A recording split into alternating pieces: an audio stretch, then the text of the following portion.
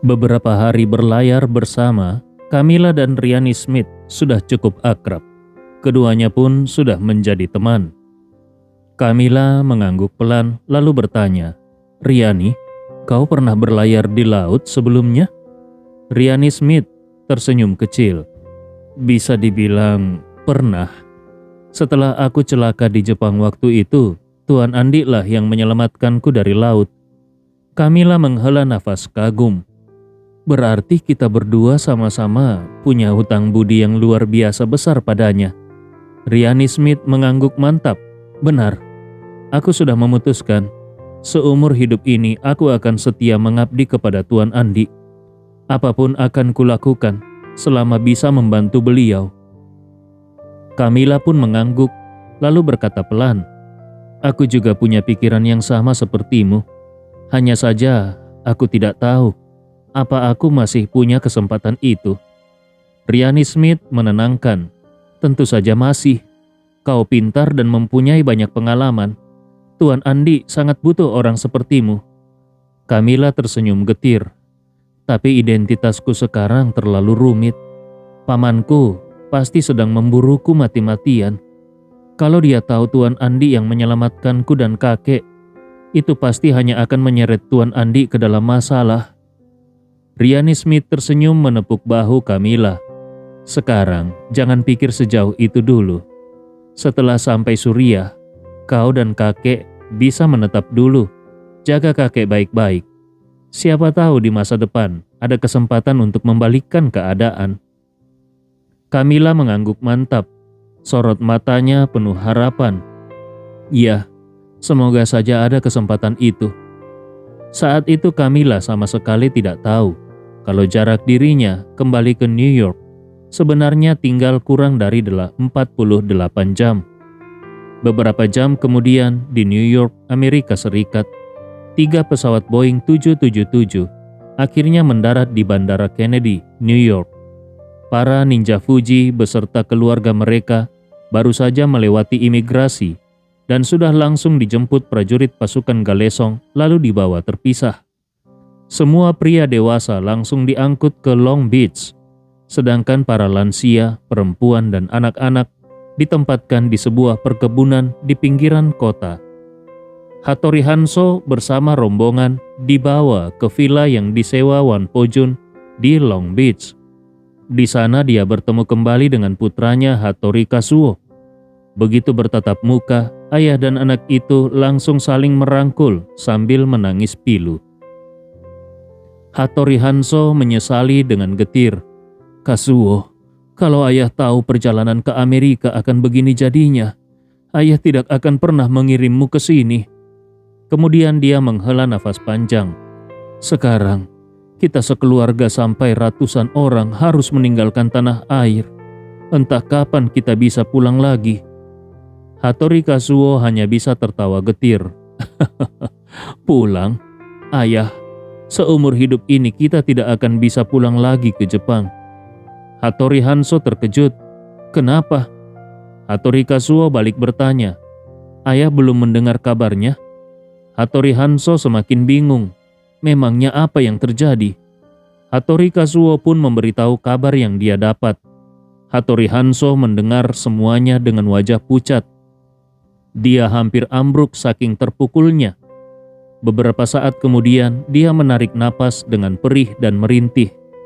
"Kastil Fuji itu dibangun batu demi batu oleh leluhur ninja Fuji, bertahan melewati badai dan zaman, tapi sekarang malah musnah dalam semalam. Setelah mati nanti bagaimana aku bisa menghadap para leluhur Fuji?" Hattori Kazuo hanya bisa menepuk bahu ayahnya. "Ayah, sekarang kita harus sadar, bisa lolos dari Jepang saja sudah syukur. Pemerintah sudah menetapkan kita satu komplotan dengan orang-orang dari keluarga Winata, malah dituduh terlibat rencana teror. Sebenarnya di Jepang, kita sudah menjadi sasaran empuk. Semua orang ingin memburu kita." Hattori Hanzo buru-buru berkata, "Kita harus segera klarifikasi ke publik. Kita harus mengatakan kalau semua ini tidak ada hubungannya dengan kita." Hattori Kazuo buru-buru menahan. Mana bisa, Ayah. Meskipun Jepang percaya, bagaimana dengan Tuan Andi? Berani membangkang Tuan Andi itu jauh lebih menakutkan daripada menjadi buronan di Jepang. Hattori Hanzo langsung lemas mendengar itu. Kastil Fuji yang berusia ratusan tahun hancur memang menyesakkan dada. Tapi bangunan masih bisa dibangun lagi.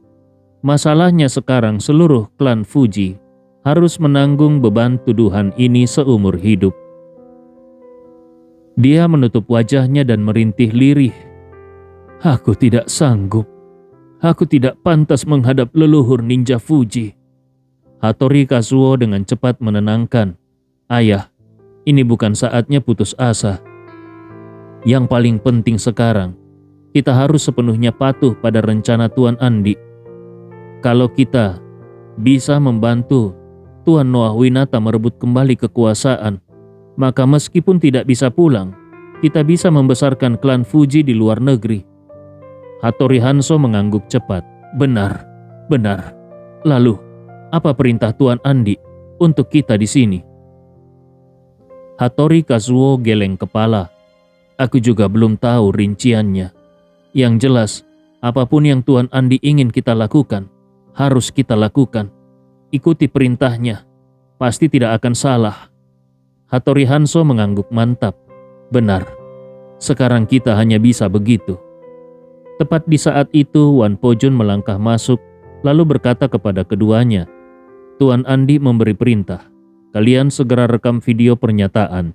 Katakan bahwa para ahli dari keluarga Winata adalah rekan kerja sama Ninja Fuji, dan Ninja Fuji bertanggung jawab penuh atas ledakan di Kastil Fuji, juga atas rencana penyerangan ke Osaka dan Nagoya.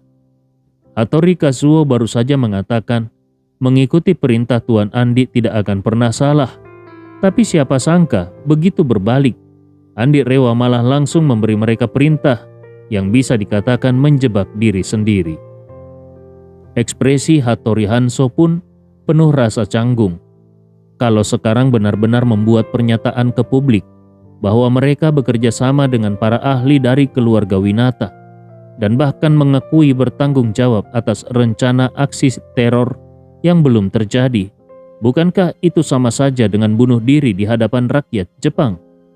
Rakyat Jepang yang tidak tahu apa-apa pasti akan mencaci maki klan Ninja Fuji habis-habisan. Reputasi klan Fuji kemungkinan besar akan hancur total seumur hidup. Hattori Kazuo pun tidak tahan lagi dan memohon, Tuan Wan Po-jun, kalau kami benar-benar mengumumkan pernyataan itu, reputasi ratusan tahun klan Fuji kami akan musnah dalam semalam. Bisakah kau memohon pada Tuan Andi agar memberi kami sedikit jalan hidup? Wan Po-jun menatapnya dingin lalu berkata, Hattori Kazuo, kau datang ke Amerika dari Jepang dan berniat menculik Nona Mary Kalista. Itu sendiri sudah cukup untuk dihukum mati. Sekarang Tuan Andi membiarkanmu tetap hidup, bahkan memberimu dan keluargamu jalan untuk membangun kehidupan baru di luar negeri. Dan kau masih ingin meminta jalan keluar? Jalan apa lagi? Apakah kalian, klan Fuji, masih berharap suatu hari kembali ke Jepang? Kalau kalian masih ingin kembali ke Jepang, untuk apa Tuan Andi memberimu kesempatan ini? Ingat baik-baik, kalau bukan Tuan Andi yang segera memindahkan kalian ke Amerika, kemarin malam kalian sudah habis dibantai.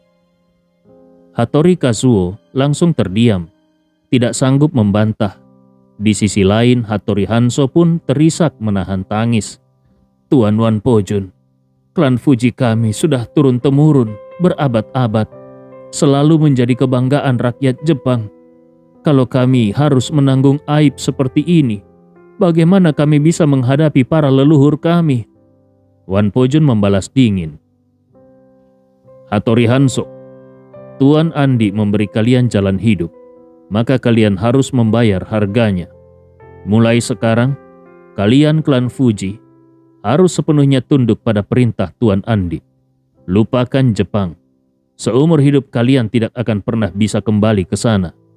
Kalau kalian masih ingin pulang, aku bisa mengirim kalian kembali sekarang juga. Tapi, Bagaimana nasib kalian di tangan keluarga Winata? Itu urusan kalian sendiri."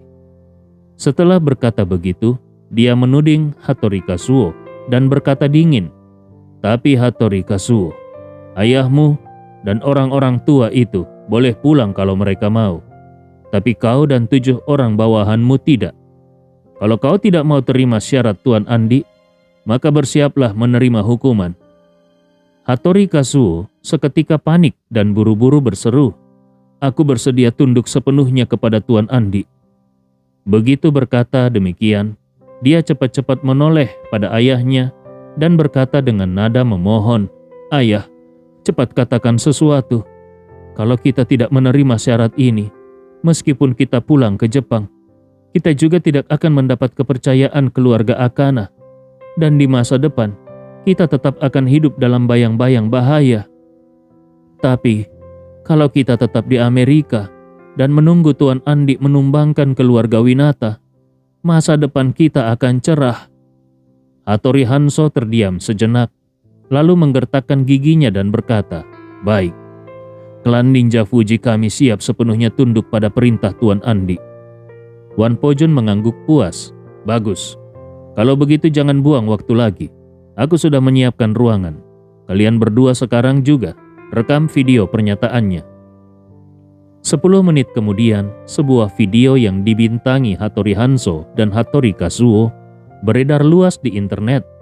Di dalam video itu, ayah dan anak duduk di sebuah ruangan kosong. Untuk menghindari pengenalan tempat, seluruh ruangan dilapisi kertas layar putih seperti studio. Ayah dan anak itu menghadap kamera, mengungkapkan sebuah kebenaran yang mengejutkan. Ternyata serangan teror di kota Fuji malam sebelumnya adalah hasil kolaborasi mereka dengan kelompok luar negeri. Semua bahan peledak dalam serangan itu disediakan oleh klan Fuji. Bahkan mereka sengaja menyerahkan kastil Fuji sebagai markas para teroris. Hanya saja, mereka tidak menyangka aksi ini tercium lebih dulu oleh Badan Keamanan Nasional Jepang. Sehingga para teroris disergap sebelum sempat bertindak lebih jauh. Setelah menjelaskan semua, mereka pun menyatakan klan Fuji bertanggung jawab penuh atas insiden ini. Tentang alasan kenapa mereka melakukan ini, Hattori Hanzo menjelaskan bahwa mereka merasa mendapat perlakuan tidak adil akhir-akhir ini, sehingga sengaja membuat kehebohan sebagai bentuk protes. Selain itu, Hattori Hanzo tidak membocorkan identitas para kelompok luar negeri itu. Semua ini memang perintah Andi. Bagaimanapun Andi memang ingin menjadikan Harley sasaran makian. Tapi, dia tidak berniat membiarkan seluruh keluarga Winata tercemar. Dalam rencananya, keluarga Winata tetap harus kembali ke tangan Noah Winata. Kalau reputasi keluarga Winata benar-benar hancur lebur, maka meskipun Noah Winata kembali memegang kendali, keluarga itu pun hanya tinggal puing-puing. Di masa depan, Noah Winata kemungkinan besar masih akan membeli jamu regenerasi senilai 20 miliar. Pelanggan potensial sebesar ini tentu tidak boleh dihabisi habis-habisan. Selama Harley dan garis keturunannya disingkirkan, kemudian kebenaran tentang bagaimana mereka menggulingkan Noah Winata diungkap, maka Noah Winata bisa kembali memegang tampuk kendali dengan sah. Tidak butuh waktu lama, video itu pun langsung meledak di internet. Seluruh dunia sudah tahu bahwa semalam sebuah kota di Jepang diguncang teror besar-besaran. Semua orang menanti kabar terbaru dan rahasia di balik peristiwa itu. Tidak disangka begitu cepat ada yang mengaku bertanggung jawab, dan pelakunya bukan orang sembarangan, melainkan klan ninja Fuji yang terkenal. Orang-orang luar hanya menonton seraya bersorak, tapi rakyat Jepang langsung murka. Seketika ribuan komentar hujatan membanjiri media sosial. Banyak yang memaki klan Fuji sebagai pengkhianat dan aib negara. Bahkan ada yang menyerukan agar seluruh klan Fuji diburu dan dipenjara. Beberapa kelompok sayap kanan malah meminta Yamaguchi Gumi, kelompok Yakuza terbesar di Jepang, untuk memburu klan Ninja Fuji demi membersihkan nama bangsa. Hattori Hanzo dan Hattori Kazuo yang menatap banjir hujatan di internet hampir pingsan karena sesak di dada. Badan Keamanan Nasional Jepang juga terkejut setengah mati. Awalnya, mereka hanya berniat memanfaatkan penangkapan ini untuk membuat dalih besar demi menutupi aib sebelumnya. Siapa sangka kebohongan yang mereka reka ternyata benar-benar diakui pihak lain. Yang paling kalang kabut tentu saja keluarga Winata. Begitu melihat berita itu, Daniel hampir merobek-robek ruang kerjanya. Dia memaki dengan marah. "Klan Ninja Fuji ini sudah gila ya? Kenapa mereka tiba-tiba membuat video dan mengaku-ngaku teroris?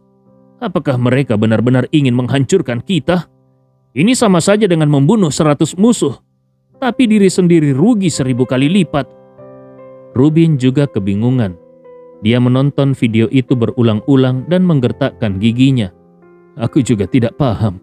Ini sama saja dengan memakan kotoran sendiri, lalu dilempar ke muka orang lain. Apakah mereka benar-benar bodoh? Apa untungnya semua ini bagi mereka?" Daniel mendesah panjang. Wajahnya penuh kebencian. Sekarang mereka baru rugi 100.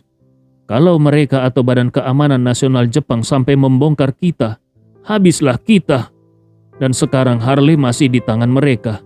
Posisi kita benar-benar terjepit. Begitu berbicara, Daniel mengepalkan tinjunya. Dia menghantam meja sekeras tenaga dan menggeram. "Sungguh, lebih mudah berurusan dengan Raja Neraka daripada setan kecil. Aku tidak pernah menyangka, hanya segelintir ninja saja bisa memaksa keluarga Winata ke titik ini." Rubin pun menatap ayahnya penuh cemas. "Ayah, waktu yang diberikan penculik sudah tidak banyak lagi." Ucapan "waktunya tidak banyak lagi" dari Rubin membuat Daniel makin murung dan gelisah. Dia tidak tahan lagi dan membentak Rubin. "Kita sudah mengerahkan begitu banyak orang. Uang hadiah juga sudah kita pasang begitu besar. Kenapa sampai sekarang masih belum juga mendapat petunjuk?" Rubin terpaksa menjawab pelan. "Orang-orang kita, ditambah kelompok-kelompok jalanan di New York, sudah hampir membongkar seluruh kota ini, tapi tetap tidak ada petunjuk sedikit pun." Daniel yang mendengar itu semakin naik pitam dan membentak keras. "Semuanya tidak berguna, terutama orang-orang intelijen itu. Tiap tahun kita menghabiskan begitu banyak uang untuk memelihara mereka. Seharusnya di saat genting begini mereka bisa berguna, tapi semakin genting, mereka semakin tidak ada gunanya." Rubin menghela napas, berusaha membela. "Ayah, kali ini sebenarnya bukan sepenuhnya salah mereka. Masalahnya si penculik ini benar-benar licik. Mereka tidak meninggalkan jejak sedikit pun. Orang intel kita paling jago menelusuri petunjuk yang ada. Tapi kalau tidak ada petunjuk sama sekali, jangankan orang kita. Bahkan kalau CIA sendiri yang turun tangan pun. Di Amerika pun banyak kasus tanpa kepala seperti ini yang sampai sekarang belum terpecahkan." Daniel tiba-tiba teringat sesuatu. Dia buru-buru bertanya, "Lalu bagaimana dengan polisi? Bukankah ada detektif Troy di sana? Dia juga ikut menyelidiki. Kenapa sampai sekarang tidak ada kabar darinya?" Rubin menggaruk kepala dan berkata agak malu, "Masalahnya, aku belum pernah menghubungi detektif Troy. Aku dan orang itu memang tidak pernah cocok." Daniel menatapnya dingin lalu mendengus. "Detektif Troy sepertinya dekat dengan Charles dari keluarga Anthony, bukan?" Rubin mengangguk. "Benar, dia memang cukup dekat dengan Charles." Daniel langsung memerintah, "Segera telepon dia. Tanyakan kepadanya apakah polisi memiliki petunjuk atau tidak. Kalau polisi bisa menemukan penculik, semuanya akan lebih mudah. Tapi kalau mereka juga tidak menemukan apa-apa, satu-satunya cara agar Harley tetap hidup hanyalah kita penuhi permintaan tebusan 200 miliar dalam bentuk kripto. Kalau uang ini benar-benar kita berikan, tapi ujung-ujungnya Harley tidak bisa kita selamatkan, uang itu pun mustahil kita tarik kembali. Kripto itu kan tanpa nama, hanya sekedar serangkaian data enkripsi. Siapapun yang pegang bisa memindahkannya secara anonim di internet? Rubin cepat-cepat mengangguk. Baik ayah, sebentar lagi aku telepon dia. Daniel menatapnya, terdiam sejenak, lalu dengan nada berat berkata, Rubin, urusan ini sudah sampai sejauh ini. Kau dan aku harus siap mental. Rubin tertegun, lalu buru-buru bertanya, Ayah, apa maksud ayah? Daniel tidak menutupi lagi. Suara beratnya penuh kejujuran. Bersiap-siaplah, kalau Harley pada akhirnya tidak bisa kembali. Begitu mendengar kalimat ini, wajah Rubin seketika pucat pasi. Bibirnya gemetar. Dia berbisik dengan suara nyaris putus asa. Ayah, tapi mereka kan hanya ingin uang. Seharusnya tidak akan membunuh orang, bukan? Daniel hanya menghela nafas panjang. Bukannya menjawab pertanyaan itu, dia malah menatap putranya dan berkata perlahan, Rubin, kau tahu tidak, apa kerugian terbesar bagi keluarga Winata karena ayahku yaitu kakekmu memegang kuasa terlalu lama? Rubin bingung. Dia tidak paham kenapa ayahnya tiba-tiba menyinggung ini. Dia hanya bisa menggeleng pelan. Daniel mendesah lirih. Kerugian terbesar adalah dari aku ke kau sampai ke Harley, 3 generasi kita, kemampuan kita dalam mengelola urusan keluarga, semuanya tidak sanggup mengimbangi besarnya keluarga Winata. Kalau situasi normal, semua berjalan otomatis seperti pilot otomatis di pesawat. Aku tinggal duduk di kokpit dan memastikan jalannya mulus. Tapi kalau muncul badai mendadak seperti sekarang, aku sendiri pun tidak cukup mumpuni untuk mengendalikan semuanya dengan baik. Setelah itu dia menatap Rubin dengan serius, berkata dengan nada tegas, pertanyaanmu barusan itu menunjukkan kau belum siap. Coba kau pikir baik-baik.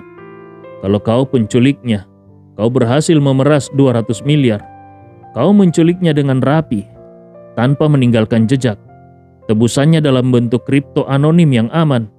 Dalam situasi seperti itu, apa kau masih mau melepaskan Sandra? Rubin terdiam. Dia tidak sanggup menjawab sepatah kata pun. Daniel hanya bisa memandang anaknya sekilas, lalu dia mendesah lirih. Memang harus kita akui perbedaan kemampuan kita. Kalau ayahku masih memegang kendali, situasi ini pasti tidak akan serumit ini. Rubin ikut terisak pelan. Dia berbisik dengan getir. Ayah, sampai sekarang kakek dan Camilla pun belum ketemu. Kita sudah habis-habisan mencari mereka, menghabiskan banyak tenaga dan biaya. Tapi tetap tidak ada hasilnya.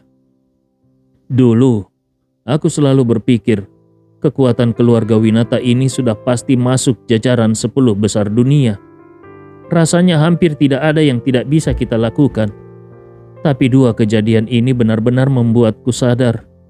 Kita masih jauh dari kata sempurna. Daniel menatapnya tajam dan berbicara dengan suara serius.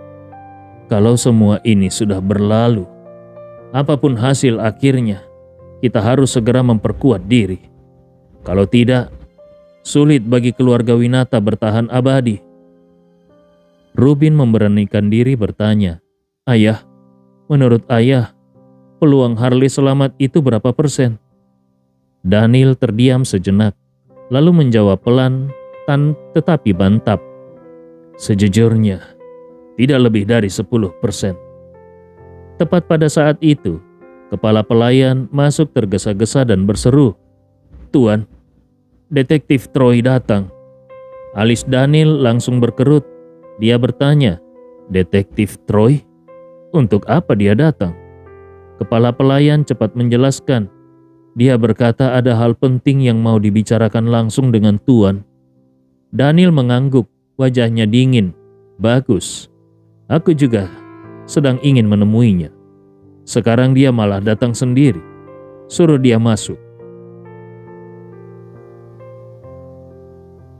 Tidak lama kemudian Detektif Troy masuk seorang diri ke ruang kerja Daniel.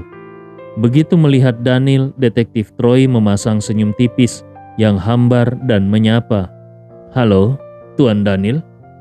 Daniel mengangguk dingin, lalu bertanya tanpa basa-basi, "Detektif Troy, cucuku sudah diculik lebih dari 24 jam. Apakah sudah ada kabar dari polisi?" Detektif Troy menjawab terus terang, "Sementara ini belum ada. Aku percaya Tuan Daniel juga pasti mengerahkan orang sendiri untuk menyelidiki. Tuan juga pasti paham, para penculik ini terlalu rapi. Mereka sama sekali tidak meninggalkan jejak. Bahkan kalau FBI atau CIA turun tangan, belum tentu dalam 24 jam bisa mendapatkan petunjuk." Daniel langsung naik pitam. "Kau ini polisi terkenal di kalangan orang-orang Indonesia. Orang hilang, kau tidak ketemu. Kau masih punya muka datang ke rumahku." Detektif Troy hanya nyengir kecil, sama sekali tidak ramah. Namun tidak marah. Dia hanya berkata pelan, "Tuan Daniel, aku datang ke sini justru untuk meminta informasi dari kalian. Menurutku, di kondisi seperti ini, sebaiknya kita saling bertukar informasi. Mungkin saja di kasus ini ada petunjuk silang. Kalau benar ada, itu bisa jadi kunci pemecah kasus ini." Rubin langsung membentak, "Apa maksudmu petunjuk silang?" Detektif Troy dengan sabar menjelaskan, "Maksudku, dua petunjuk yang kelihatannya tidak berkaitan. Tapi kalau kita telusuri bersama, bisa jadi di satu titik mereka saling bersinggungan. Begitu ketemu titik singgungnya, kita bisa temukan petunjuk lain." Detektif Troy melanjutkan dengan nada tegas, "Contohnya begini. Seolah aku menemukan brankas rahasia milik Harley, tapi aku tidak tahu kata sandinya. Ku coba membukanya dengan paksa pun tidak bisa. Di sisi lain, kalian mungkin tidak tahu brankas itu, juga tidak tahu kata sandinya, tapi kalian tahu siapa wanita yang paling disayangi Harley. Kalau dua petunjuk ini digabung, mungkin saja kata sandinya adalah tanggal lahir wanita itu. Kalau tidak digabung, mungkin seumur hidup aku tidak akan bisa membuka brankas itu. Kalian pun mungkin tidak akan pernah tahu brankas itu ada. Itulah yang aku maksud dengan petunjuk silang." Daniel mengangguk perlahan dan bertanya datar, "Kalau kau sudah bicara begini, berarti kau memang sudah punya brankasnya, bukan? Katakan saja, apa yang kau temukan?" Detektif Troy ragu sejenak, tetapi akhirnya berkata tegas, "Baik, aku akan berterus terang." Dia menatap Daniel dan Rubin dengan serius, lalu menegaskan kata per kata, "Menurutku, penculik yang menyandra Harley kemungkinan besar bukan hanya sekedar menginginkan uang." Daniel langsung mengerutkan keningnya. Kalau bukan menginginkan uang, lalu apa? Detektif Troy menatapnya dalam-dalam, bicara pelan tapi tegas. Mereka ingin menghantam keluarga Winata dengan satu pukulan mematikan. Daniel semakin bingung. Pukulan mematikan? Kalau mau menghantam keluarga Winata sampai hancur, apa ia hanya dengan menculik Harley? Meskipun mereka mendapat 200 miliar, keluarga Winata hanya akan rugi sedikit, tidak sampai hancur. Detektif Troy perlahan menggeleng. Dia menatap Daniel dengan tatapan tajam, lalu menegaskan kata demi kata, "Aku menduga mereka memegang sebuah aib besar milik keluarga Winata." Saat Detektif Troy dan Charles berdiskusi sambil minum sebelumnya, mereka sebenarnya sudah berhasil membedah situasi keluarga Winata secara garis besar. Menurut analisa mereka, orang misterius yang menculik Harley sama sekali bukan demi uang, melainkan untuk menarik perhatian dunia ke keluarga Winata, lalu melaksanakan eksekusi terbuka. Hanya saja Daniel dan putranya Rubin sama sekali tidak sadar akan maksud sebenarnya ini. Fokus mereka hanya tertuju pada penculikan itu sendiri. Jadi, ketika mendengar perkataan Detektif Troy barusan, keduanya langsung tampak tidak percaya. Terutama Daniel. karena posisi kepala keluarga yang direbutnya memang punya noda yang tidak bisa dibuka terang-terangan. Apalagi sekarang dia juga sedang mati-matian memburu keberadaan ayahnya Noah Winata. Karena itu, mendengar detektif Troy bicara seperti itu, rasa was-wasnya pun memuncak. Seketika dia membentak keras, "Lelucon apa ini? Keluarga Winata kami berdiri tegak, lurus dan terang. Mana mungkin ada aib besar yang bisa dijadikan pegangan oleh penculik? Kau ini detektif yang katanya hebat. Bukannya cepat-cepat mencari penculik, malah datang ke sini dan bicara sembarangan. Apa maksudmu? Kau mau sengaja melihat kami menjadi bahan tertawaan? Begitu?"